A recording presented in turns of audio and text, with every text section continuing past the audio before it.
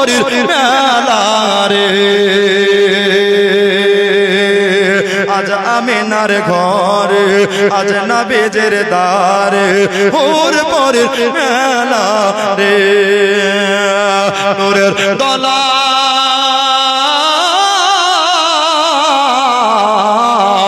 জোরে বলো নূরের দলায় দোলেন নবী নূরের দলায় দোলেন নবী নূরের দলায় দোলেন নবী নবী সাল্লাল্লাহু রে জোরে বলেন আজ আমিনার ঘরে আজ নবীজির দ্বারে ওর পরের মেলা রে ভাই তিনটা ভাইকে 1000 করে টাকা চেয়েছি দাদা আমার জোর নাই জুলুম নাই মোহব্বত দিয়ে এই গদরটাতে পুরো করে দিবেন আবার জীবনে ইনশাআল্লাহ আগে বাড়বো কে নূর নূর চারিদিকে চারিদিকে নূর নূর চারিদিকে লক্ষ কোটি ফেরেশতারা আগে আর পিছে রে নূর নূর চারিদিকে লক্ষ কোটি ফেরেশতারা আগে আর পিছে রে সালাম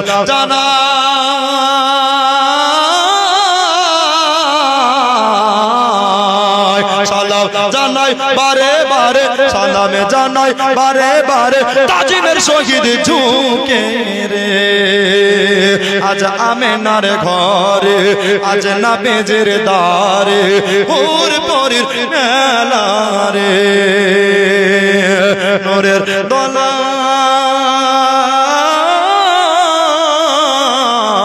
দলায় নূরের দলায় দোলেন নবী নূরের দলায় দোলেন নবী নবী সাল্লাল্লাহু রে আজ আমিনার ঘরে আজ নবীজির দ্বারে ওর পরের মেলা রে জোরে বলুন ভাই যদি ভারী হয়তো 500 করে 200 করে আচ্ছা নবীর সম্মুখে যদি এই কথা কেউ বলে আচ্ছা নবী খুশি হবে না বেজার আর নবী যদি খুশি হয়ে যায় তো আল্লাহ খুশি আর নবী যদি রাজি না হয় আল্লাহ নারাজ ঠিক কি না আমার কথা নয় কোরআন শরীফ বলছেন বাবা তো হোসাইন পাক দুনিয়াতে আসলেন আর দোলনায় দোলা হচ্ছে নবী পাকের সুন্নাত কার সুন্নাত নবী পাকের সুন্নাত তো হোসেন পাকের জন্য একটা দোলনা টাঙানো হলো তৈরি করা হলো মানে ঝুলনা টাঙানো হলো তো এই দোলনা কে দোলাবে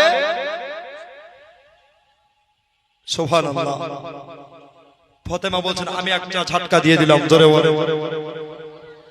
দোলনা সকাল বেলায় একবার আমি দলিয়েছি তো আল্লাহর কসম সন্ধ্যা গড়িয়ে যাচ্ছে রাত্রি পার হয়ে যাচ্ছে দোলনা দলা থামছে না জোরে বলো আলী বলছেন কি ব্যাপার দোলনা তো একবার দলালে তো দুবার থেকে তিনবার দলে ঠিক কি না তো এত দলছে কেন ডাকে দয়ার নবীকে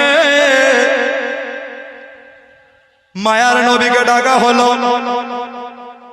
বলেন ইয়া রাসূলুল্লাহ ইয়া হাবিবাল্লাহ হুজুর এই দোলনা আমি একবার দলাইলাম কিন্তু বারবার করে কেন দলছে বলছেন ফাতেমা তোমার বেটা হলো জান্নাতের নওজওয়ান যুবকদের সরদার এই জন্য তোমার বেটার দোলনাটা কেউ দলাই না রে মা এই দোলনাটা আমার সাহাবী দাহিয়া কলবি দোলা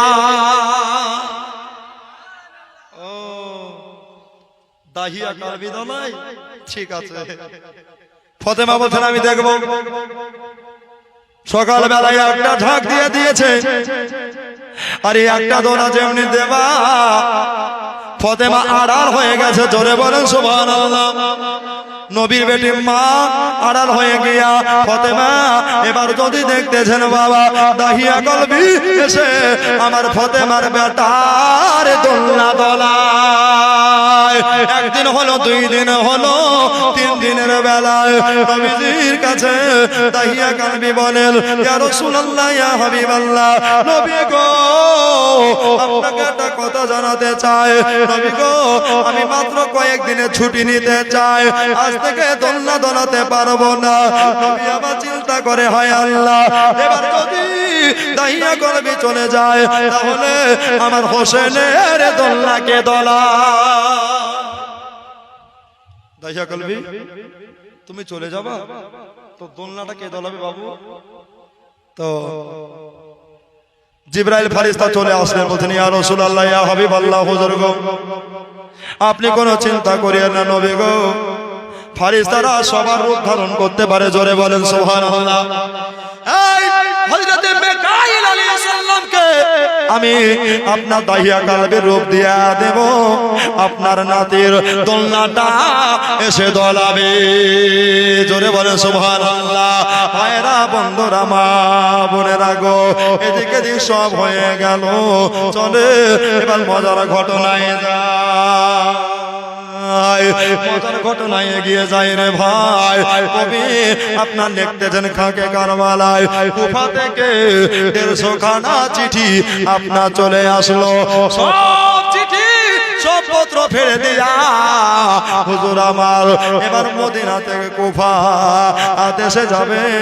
হুজুরের মনে বড় চিন্তা হচ্ছে, বলে আল্লাহ গো কুফার মানুষ তো ভালো নাই, কুফার মানুষ বড় বেয়াদব, এরা নবীকে ভালোবাসে না, এরা নবীকে কোনোদিন মহব্বত করে না। তবে আমার নানা দিন বাঁচাবার জন্য, আমার নানার কলেমা প্রচার করার জন্য আমাকে এক পা দুপা করে আগাইতে হবে। সুবহানাল্লাহ। শেষ চিঠিটা যে বাড়িতে এসেছিল বাবা ওটা ছিল মদিনার কমান্ডার, তার নাম হলো বাদশাহ ওয়ালিদ। ওয়ালিদের বাড়িতে আসলো, ওয়ালিদ বলছেন যে নবীর নাতি ইমাম হোসেনকে দাওয়াত দিয়া জিয়ারত দিয়া টপ করে পাওয়া যায় না,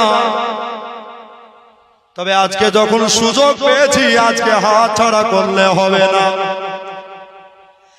হোসেনকে আজ একটা দাস দিয়া ডেকে আনা হলো। হুজুর আসরের নামাজটা পড়ে নিলেন, জিন্দগিতে খাবার বাদ গেছে কিন্তু নামাজে কাজা হয়নি। ও আমার দাদারা দিদিরা গো আমার মা বোনেরা, সুবহানাল্লাহ। হযরতে ফাতেমা রাদিয়াল্লাহু তাআলা আনহা বলতেছেন বেটারে একটা কথা শোনো, এক নামাজে কাজা হলে 80 হুব্বা জাহান্নামের আগুনে জ্বলতে হবে, এই জন্য নামাজ কাজা কইরো না, নামাজ ছেড়ে দিও না। মা যেটা শিক্ষা দিবে বেটাকে ওটাই নিতে হবে। সুবহানাল্লাহ। এবার সবাই নেকে দাও আমার হোসেন নবীর নাতি আসরে নামাজে পড়ে নিয়া উনি যেন বাদশাহ ওয়ালিদের বাড়ি চলতে লাগলেন, জোরে বলেন সুবহানাল্লাহ। বাবারা আমার মা বোনেরা কিসের উপরে চলতে লাগলেন বাবা? কিতাব খুলে দেখেন, তারিখ পড়ে দেখেন, দুলদুলের উপরে আমার ইমাম হোসেন মুর্তজা। মা বোনেরা গো আমার ভাইয়েরা দাদারা দিদিরা গো এবারে আমার হোসেন ঘোড়ার উপরে যেতে লাগলেন। হুজুরের ঘোড়া এক পা দুপা করে বাদশাহ ওয়ালিদের দরবারে পৌঁছে গেলেন। আর যেমনি পৌঁছে যাওয়া সবাই নেকরাম রাদান ইসলাম আমার মা বোনেরা বাদশাহ ওয়ালিদ বলছেন যা হুজুরের জন্য ভিআইপি জায়গা করেছে রে, ওই জায়গাতে আমার নবীর নাতিকে বসতে দে রে। হোসেনের কদম বসে করলেন, কদমে চুমা দিলেন, কদমে চুমা দিয়া হুজুরকে বড় খাটের উপরে বসতে দিলে। হোসেন বলছে ওয়ালিদ বলো ডেকেছো কেন? ওয়ালিদ বলছেন হুজুর বেয়াদবি মাফ করবেন, ওই সুদূর কুফা থেকে আপনার নামে চিঠি এসেছে, পত্র এসেছে, তাই নাকি? বলছে হ্যাঁ দাও। বলছে আগে নাস্তা পানি করাবো তারপরে চিঠি দেবো, জোরে বলেন। আপনাকে ভাগ্য করে পেয়েছি। 6 বছর আগে 6 মাস আগে দাওয়াত দিয়া পাওয়া যায় না, কিন্তু আপনাকে যখন পেয়েছি হোসেন গো, আপনাকে আমি ছাড়তে পারবো না। দস্তরখানা বিছিয়ে দেওয়া হলো, সুবহানাল্লাহ। হোসেনের জন্য নাস্তা পানির আয়োজন করা হলো। হুজুর আমার কিছু কিছু খাবার খেলেন, কিছু কিছু খাবার রেখে দিলেন। বললেন ওয়ালিদ গো ভাইয়া, চিঠিখানা আমার হাতে তাড়াতাড়ি দিয়ে দাও, দিয়ে দাও, দিয়ে দাও। চিঠিখানা নিয়ে আসা হলো। চিঠিখানাতে বাবা লিফাফা থেকে, মানে বুঝেন তো, খাম থেকে চিঠি থেকে, খাম থেকে চিঠিখানা বার করে হুজুর আমার এমনি করে বাবা চিঠিখানা পড়তে যাবে। ওই লিফাফাতে, ওই খামেতে 6 জনের নাম লেখা আছে। কয় জনের জোরে বলেন? 6 জনের নাম লেখা আছে। ওই নামগুলা কার? প্রথম